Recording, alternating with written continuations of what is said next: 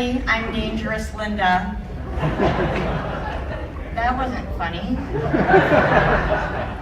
I'm the host of Minneapolis Ghost Tour. Has anybody ever been on my ghost tour before?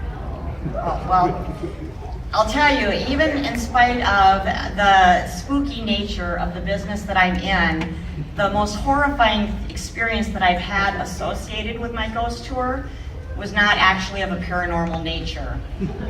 It was the terrifying moment when I read my very first 1-star review on Facebook from a disgruntled guest with scathing commentary. It cut me to the quick. And in retrospect, it probably should, I probably overreacted emotionally because we had received many positive reviews, and then we got this one really negative review. But you know, it's like I had all these demons in my head, in my mind, say ghosts from past people in my past, overly critical parents, overly critical teachers, ex-husbands. Yes, that was plural. That's another whole story. But so when I received this review, it knocked me down to my knees. And the thing is, at that time, I felt like the ghost tours was really a big break for me, like a big turning point, where I was finally, after so many years of working so hard, I was reaching that point where I was going to be able to reach a new level as a professional storyteller. And all of a sudden, that dream, with that negative review, that dream just seemed like it was a very distant dream all of a sudden. And instead, I had all of these demons screaming in my head, you know, you will never make it. You are not good enough. And you couldn't tell a good story if your life depended on it. And at that moment, it felt like my life did depend on it. And if my dream died, that I would die along with it. It just really knocked me down. And it put me in, well, I had sort of a breakdown, really. And it knocked me down to my knees, figuratively and literally.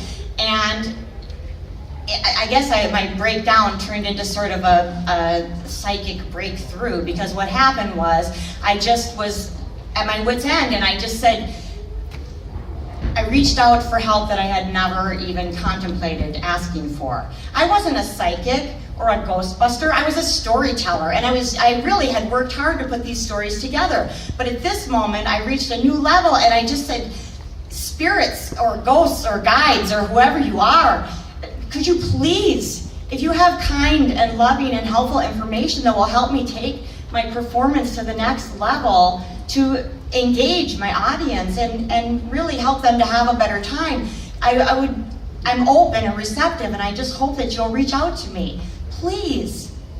And then I imagined myself holding a telephone, and then, well, some of you younger people might not know what I'm about to describe, but it had like this curly cord that came out of the bottom. And then the cord went up into like the clouds, which would be like, I guess, like heaven, sort of.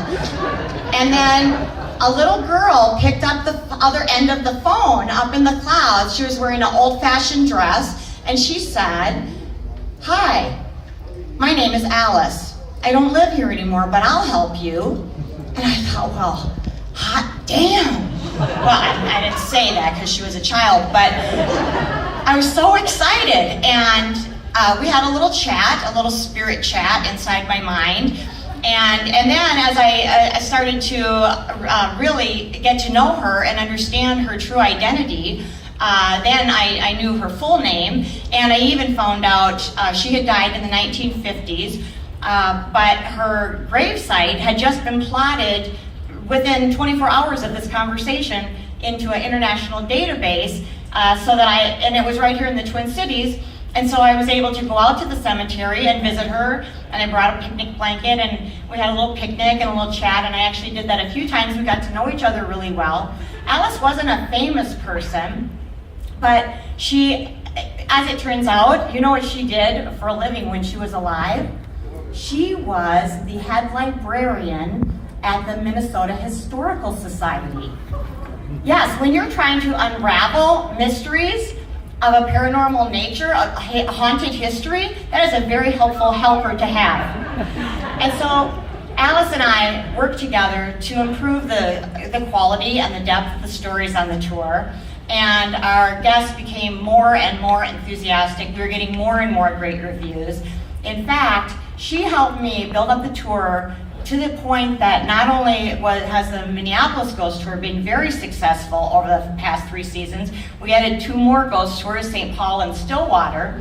So now I have 3 times the opportunity to experience really humiliating reviews from disgruntled customers. But actually, we don't really get very many bad reviews anymore. We get really, really good reviews, and I think it's because Alice and I work together. Whatever you like or don't like about us, we really believe in what we're doing, and we come to it with a curious nature, and we work together.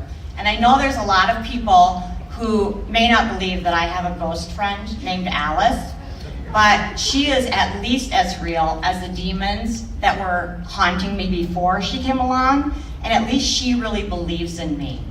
And so, whether other people believe in Alice or not, the most important thing to me is that Alice believes in me. Come on.